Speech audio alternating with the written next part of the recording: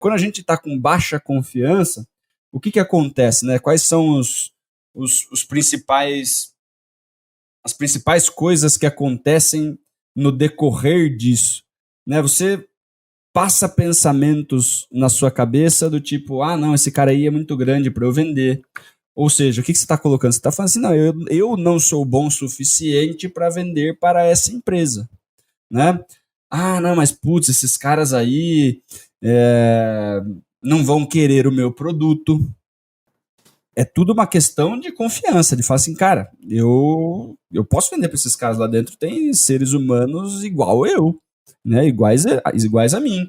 Então, fica muito mais fácil quando a gente tem uma autoconfiança, quando a gente entende que basta eu fazer a minha parte bem feita, que eu vou conseguir construir um resultado, né, do que você jogar contra si mesmo, né? De você falar assim, poxa, não vai dar certo, não, isso daí eu não vou conseguir, né? Esse tipo de pensamento vai fazendo com que a gente procrastine, que a gente não faça follow-up, e aí vai voltar de novo, né, nos erros anteriores, que eu não faça um levantamento de necessidade adequado, porque eu acho que o cara não vai comprar mesmo, né? Então você acaba, né, colocando um monte de outros erros, cometendo erros de processo, cometendo erros técnicos, porque no fundo você está meio que sem confiança, né? Você acha que a venda não vai acontecer e você acaba não fazendo o que deveria fazer. E a gente não pode parar. Volta aqui, Dodô.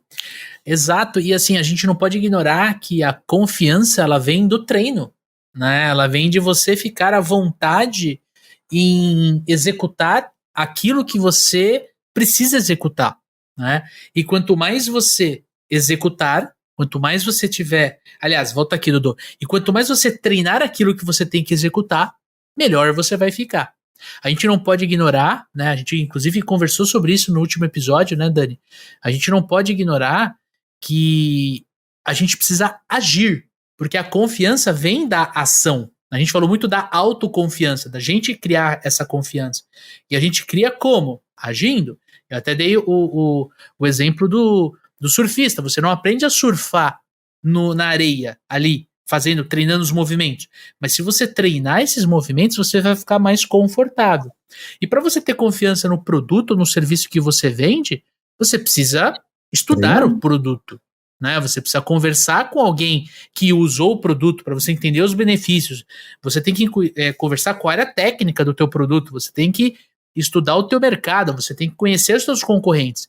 Quanto mais você conhecer o mercado que você está inserido e os produtos que você vende, ou o serviço que você vende, mais confiança você vai ter. Uma coisa vai puxar outra, né, cara? Exatamente. E aí, quando você começa a ter resultado, isso vai alimentando, né? Quando você percebe que, putz, estou inseguro, o cliente é grande e tal, estou com medo. Beleza, né?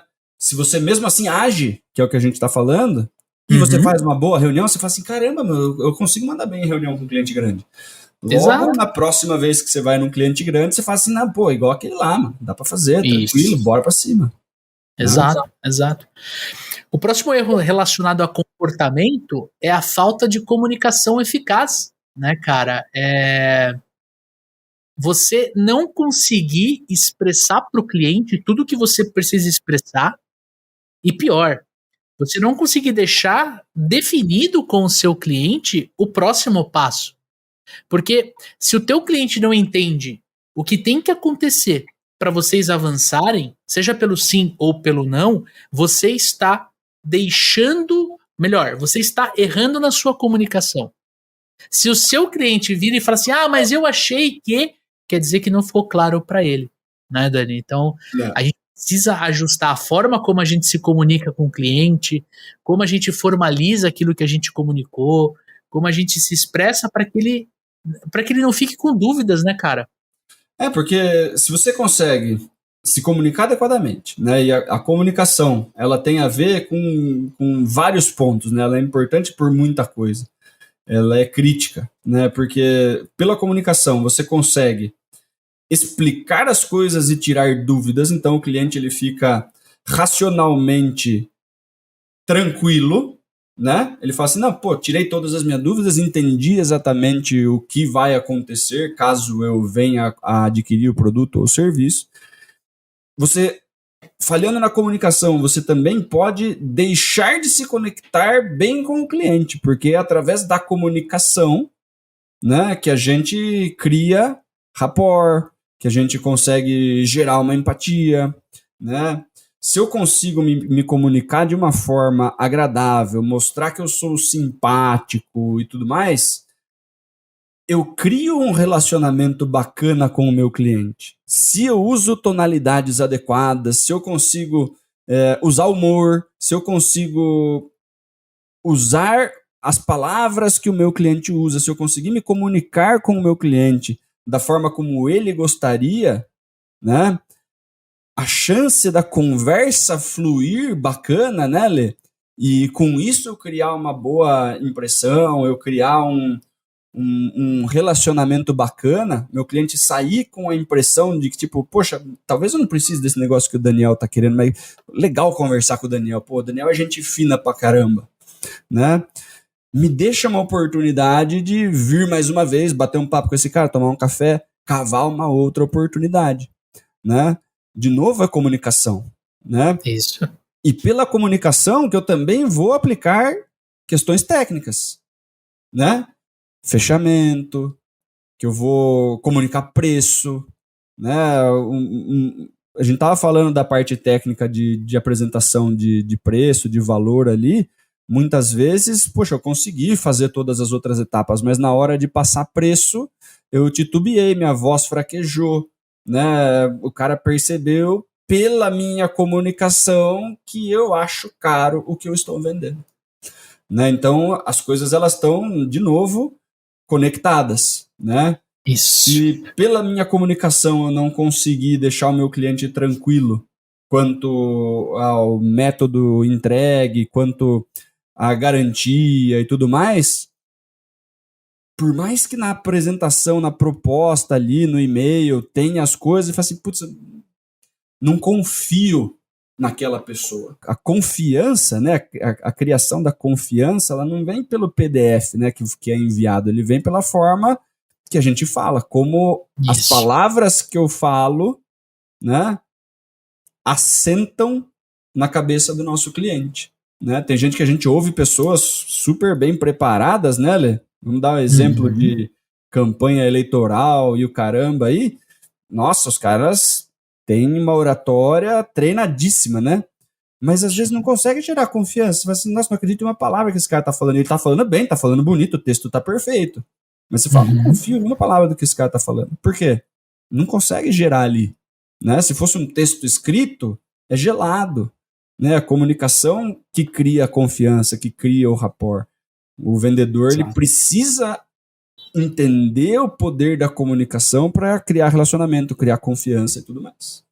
Exato. E aí vem um outro problema na parte comportamental, que é se a gente não confia na gente, se a gente não confia no produto, se a gente não se comunica de forma correta, né?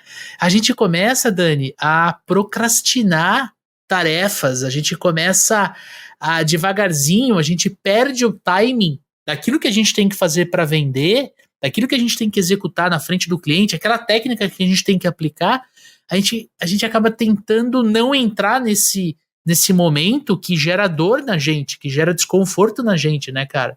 A gente perde o timing de ir para fechamento, a gente procrastina, cara. O lance do timing é isso, né, Lê? Toda vez que a gente deixa uma tarefa para amanhã, a gente perdeu um dia. Né? Pô, deixei uma tarefa para amanhã, maravilha, perdi um dia.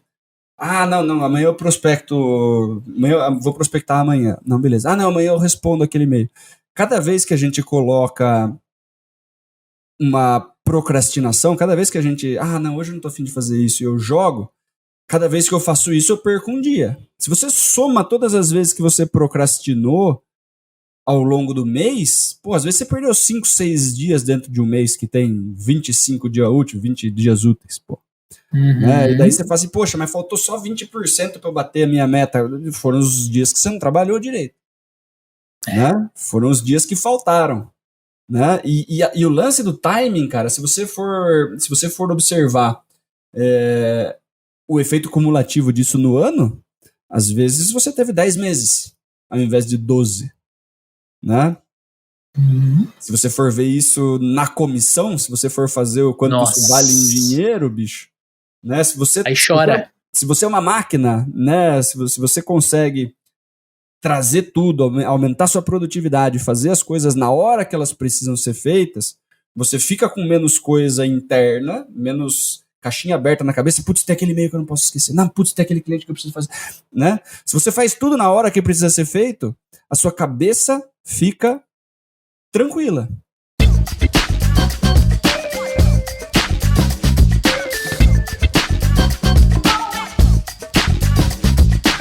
Olha só, gostou deste conteúdo que você acabou de assistir? Então eu tenho 3 coisas rápidas para te falar.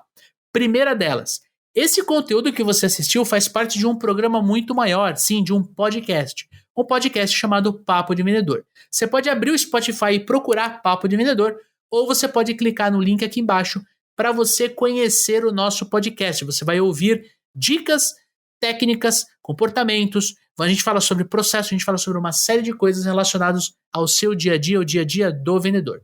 Segundo, se você ainda não se inscreveu aqui no nosso canal do YouTube, dá um joinha nesse vídeo e se inscreva aqui no canal. E terceiro, temos um segundo link na descrição desse vídeo para você conhecer o Método Super Vendedores, o nosso treinamento de vendas que junta a tríade de vendas. Como construir um processo comercial poderoso, como usar técnicas de vendas para engajar o seu cliente a comprar e principalmente como ajustar os comportamentos necessários para você vender cada vez mais, vender mais, melhor, mais rápido e com mais lucro. Então vai lá, te esperamos no Papo de Vendedor.